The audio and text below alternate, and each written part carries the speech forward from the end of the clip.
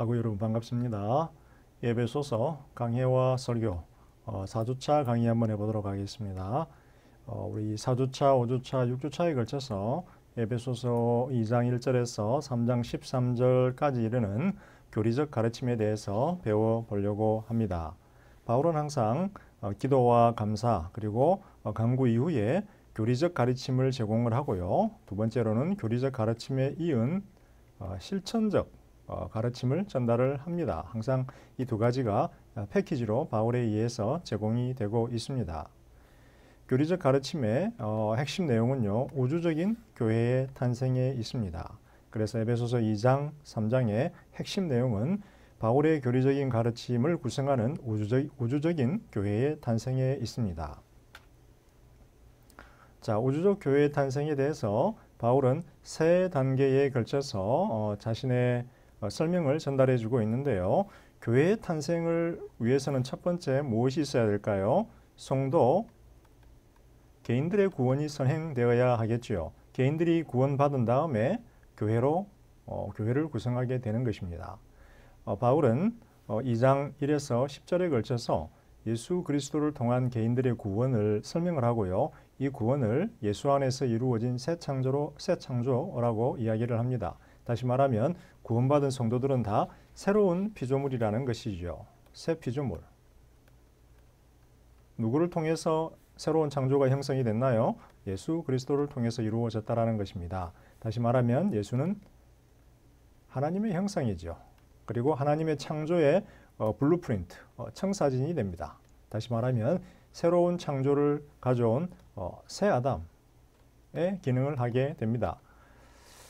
두 번째는 우주적 교회의 탄생을 위한 두 번째는 화해가 이루어지게 됩니다. 이 개인들이 서로 간에 화해해야 되겠죠.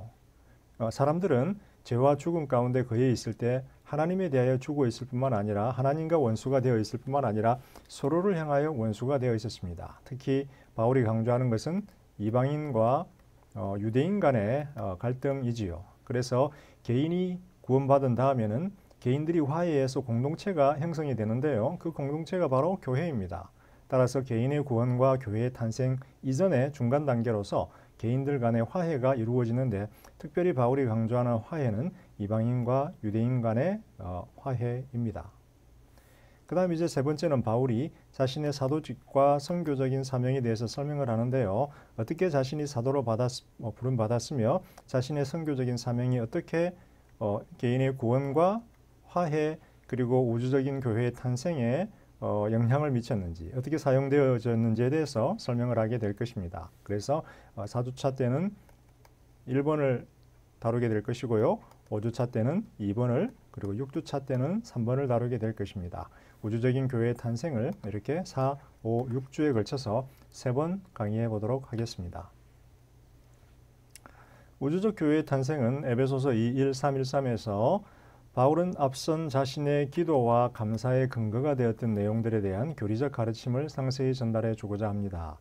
에베소서에서 교리적인 가르침을 가르치고 있기 때문에 말씀 공부, 이성을 사용하는 말씀 공부 이런 것들은 우리가 좀 피하고 영성을 추구해야 돼. 성령 안에서 제가 거듭 말씀드리지만 이 둘은 충돌하는 것이 아닙니다. 참다운 영성, 성령은 말씀에 대한 이해를 높여준다. 지혜와 계시의 영이다. 따라서 바울은 지혜와 계시의 영에 대한 가르침을 전달한 후에 지혜와 계시의 영으로 충만히 채워진 다음에 하나님에 대한 지식으로 새로워지기를 원했다. 따라서 교리적인 가르침을 전달하고 있다는 것입니다.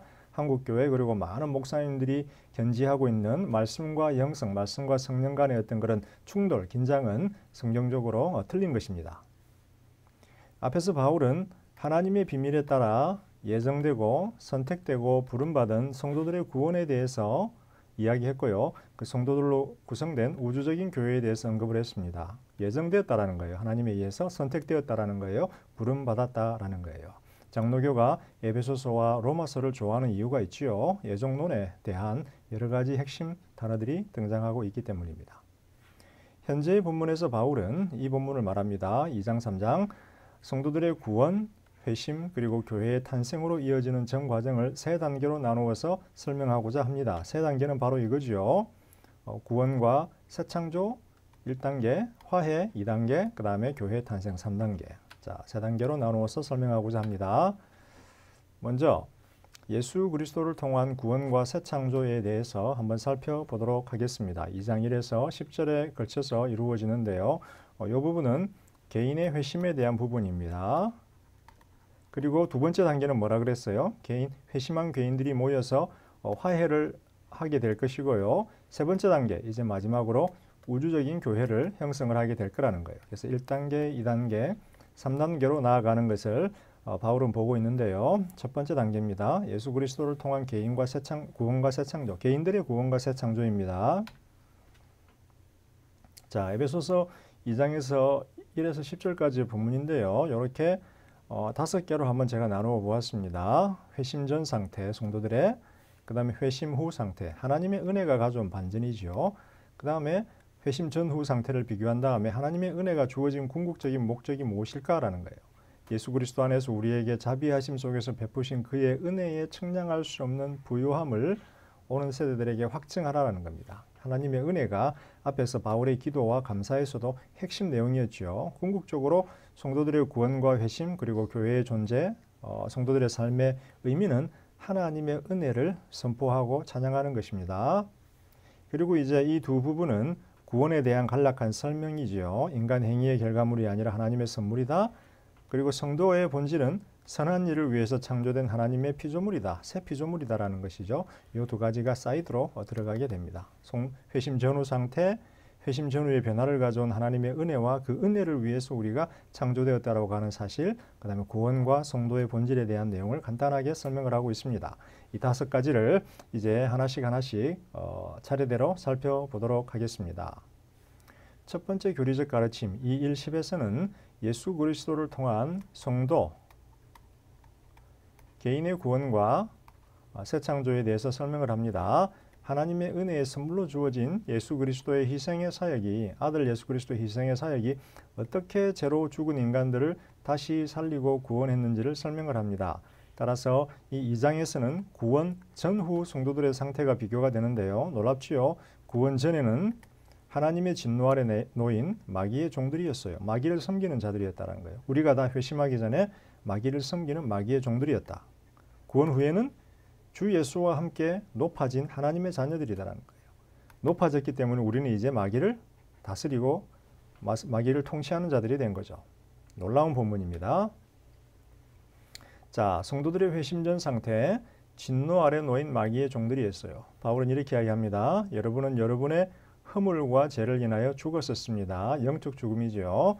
여러분은 자신의 허물과 죄 안에서 이 세상의 세대와 공중 권세 잡은 자, 마귀지요.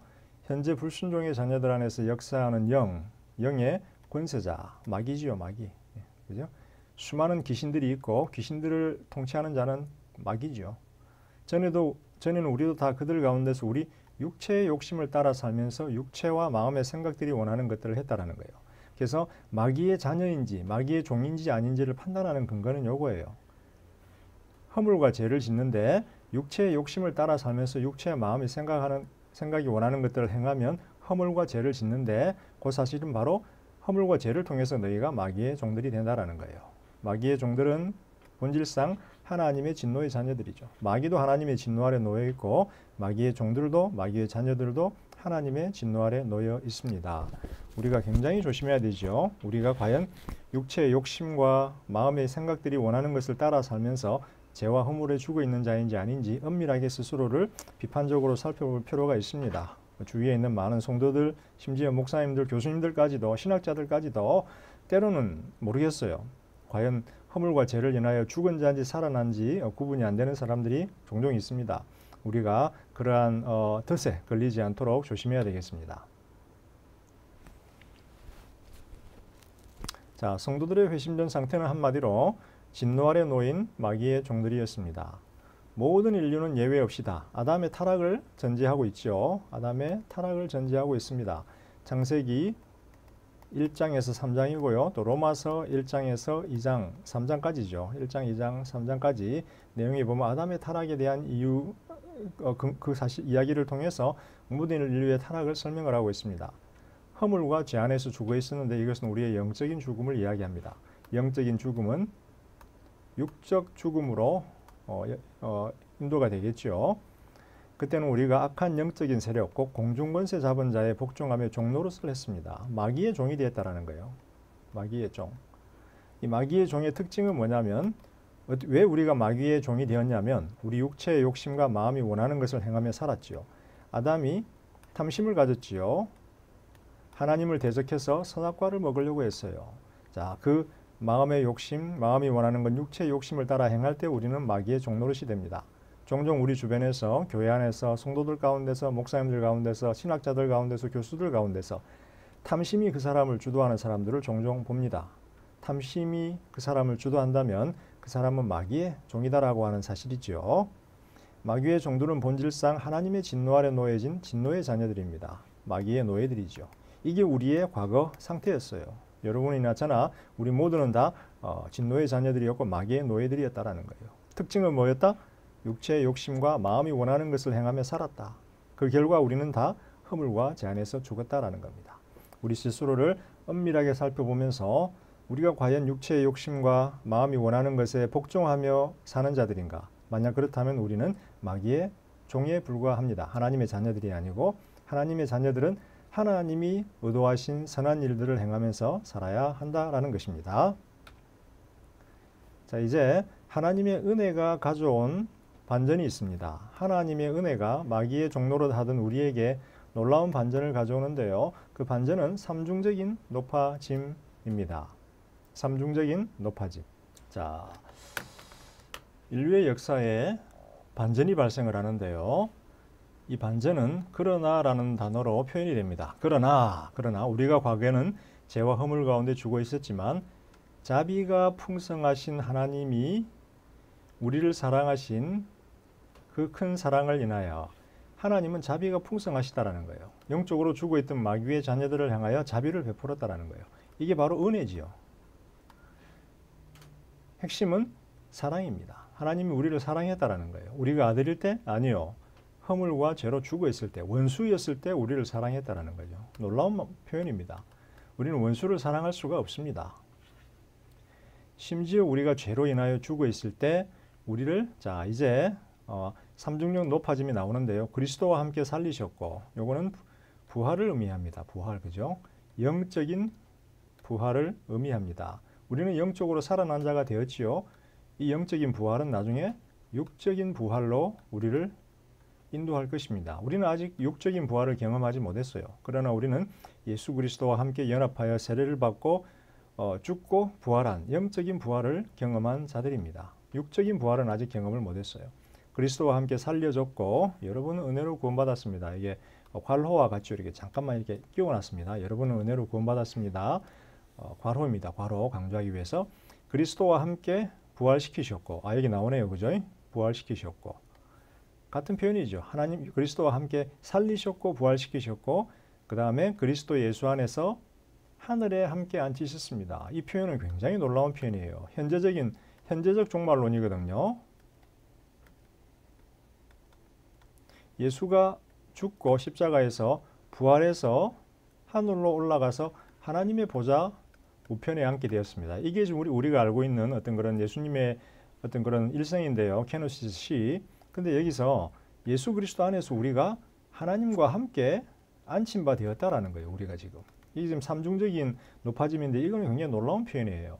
저와 여러분이 예수 안에서 예수를 믿는 자들은 다 현재 이 땅에 거하고 있지만 여기서 우리가 지금 죽음을 향하여 가고 있는 그런 과정에 있지만 영적으로는 예수 그리스도 안에서 하나님 보좌에 예수 그리스도와 함께 앉은 바 되었다라는 거예요. 우리는 하나님의 아들이에요. 혹은 딸이에요. 따라서 하나님의 권세를 다 주 예수와 함께 공유하게 될 거라는 거예요. 과거에는 마귀의 종이었지만 이제는 마귀를 다스리는 자들이 된다라는 거예요. 물론 이 경험은 영적으로 현재 우리가 영적인 실체입니다. 우리에게 약속되고 우리에게 보장된, 그러나 육적인 측면에서는 아직 우리가 여기에 도달하지 못했죠. 미래에 있을 것입니다. 따라서 이 사실을 바울은 앞에서 미래의 소망이라고 표현했죠. 우리 미래의 소망, 앞으로 우리가 경험할 것이다 라고 합니다. 삼중적인 높아짐을 경험했다. 놀라운 가르침입니다. 자, 삼중적인 높아짐을 다시 한번 조금 더 설명을 해보면요. 죽어있던 죄인들, 곧 마귀의 노예들을 향하여 하나님의 사랑이 표현되었지요.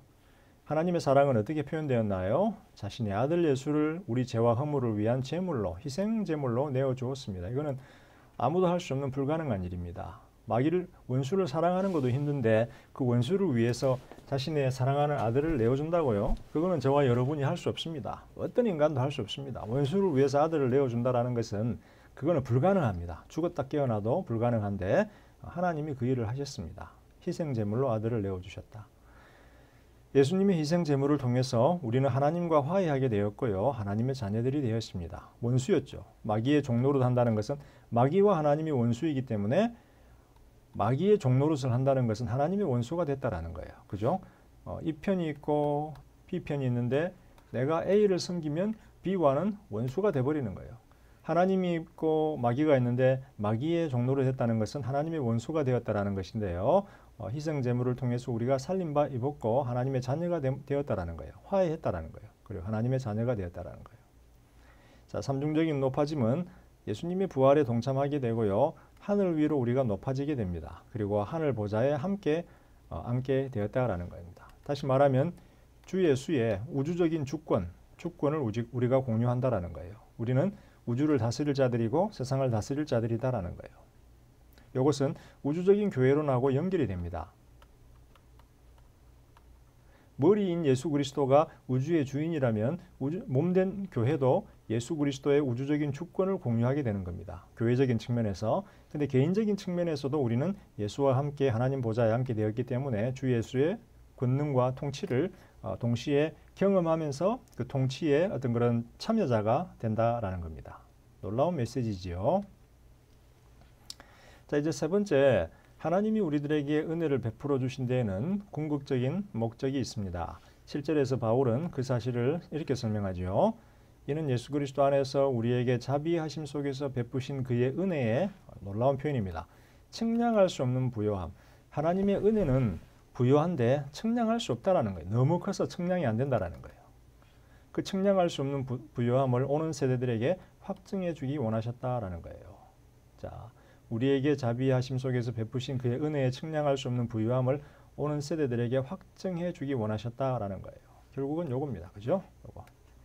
우리가 이걸 경험해야 되고 느껴야 되고 체험해야 되고 증거해야 되고 그리고 이 은혜를 경험한 우리를 통해서 하나님의 측량할 수 없는 은혜의 부요함이 오는 세대들 이후로 우리 이후로 오는 모든 사람들에게 하늘과 땅에 있는 모든 존재들에게 증거된다라는 겁니다. 마귀의 종들이었던 인류는 마귀를 다스리는 사랑받은 하나님의 자녀들이 됩니다.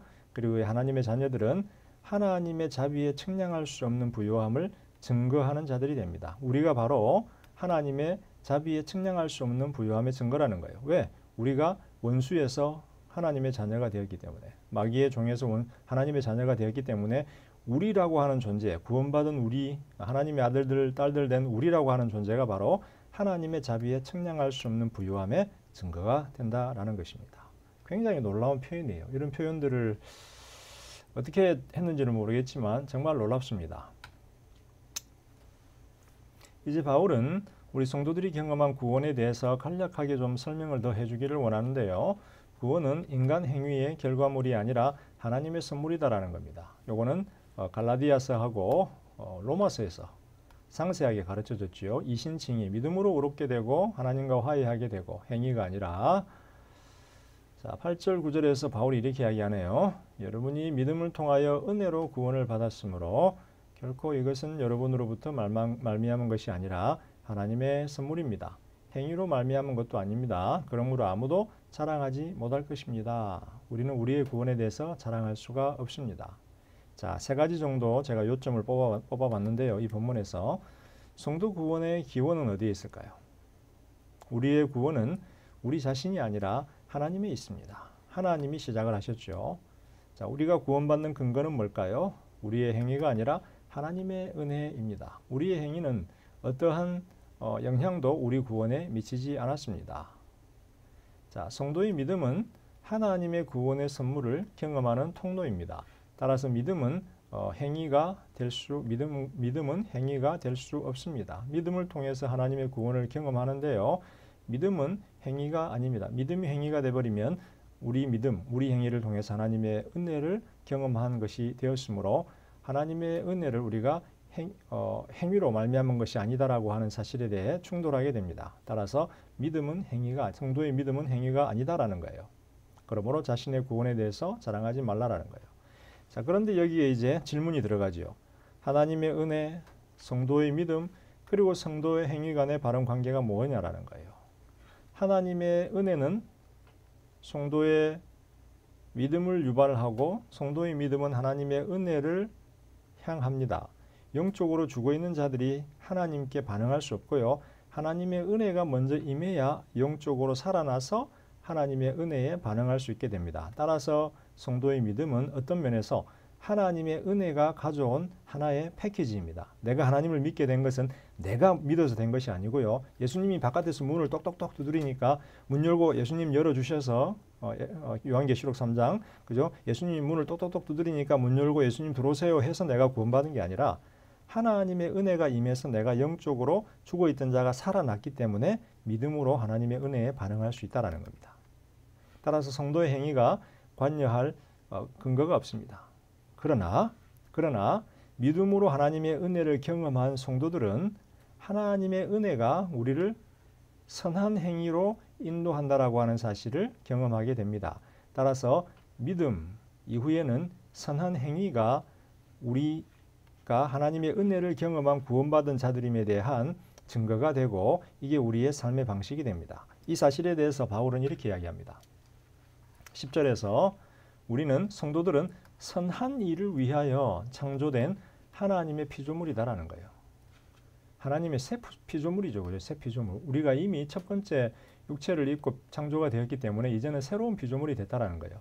그래서 10절에서 우리는 우리의 삶의 방식이 되도록 하나님께서 미리 준비하신 선한 일들을 위하여 그리스도 예수 안에서 창조된 그의 피조물들입니다. 우리는 선한 일들을 위해서 창조되었는데요. 선한 일은 우리의 삶의 방식이 되어야 된다는 거예요. 그래서 이것을 조금 더 설명을 하면 이래요. 성도의 구원은 하나님 자신의 새로운 창조입니다. 그죠? 우리가 우리 행위로 어떻게 한 게 아니라 하나님이 전적으로 만드는 거예요. 그 새 창조의 결과 우리가 진노 아래 놓인 마귀의 종에 불과했는데 이제는 예수 안에서 창조된 새로운 피조물이 되었습니다. 그런데 새 창조에는 분명한 목적이 있는데요. 선한 일을 하도록 하나님이 준비하신 선한 일을 하도록 우리가 창조되었다라는 거예요. 선한 일은 따라서 우리 구원의 근거는 아니에요. 우리 구원의 근거는 아니에요. 행위로 구원받는 게 아니지만 근데 우리가 구원받은 다음에는 선한 일은 우리 삶의 방식이 되어야 되는 것입니다. 이것을 다른 말로 표현하면 성화이죠. 성화. 그죠? 거룩하게 변화되어 가야 되죠. 선한 일을 통하여서. 그래서 선한 일은 선한 행위는 우리 구원의 근거는 아니지만 구원받은 이후 우리 삶의 방식을 결정한다라는 거예요. 자, 그래서 선한 일은 구원의 근거가 아니라 구원받은 자의 삶의 방식입니다. 자, 왜 그럴까요? 왜 그럴까요? 왜냐하면 선한 일은 하나님의 선한 본성을 반영해 줍니다. 그죠? 하나님의 선한 본성을 반영해 주거든요. 그래서 하나님의 형상을 따라 창조된 피조물들은 하나님을 경배하면서 하나님이 원하시는 선한 일을 해야 돼요.